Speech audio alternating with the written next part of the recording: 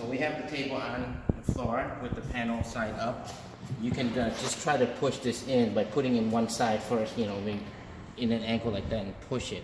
So it goes all the way in, both sides. Now this is already spread because the screw is loose. Put your knee on that side so it doesn't come off.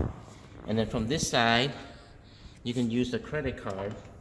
You don't use the magnet side. Use the credit card, slide it in, and then kind of push. Okay? Same thing. This side is actually already in. So just push. The whole thing is in. I'll do it again in here.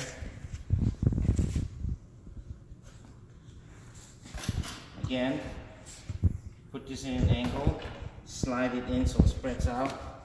Keep your knee on it, and then press. Okay, it's already in. So after that, you would have to lift the table and tighten those screws up again.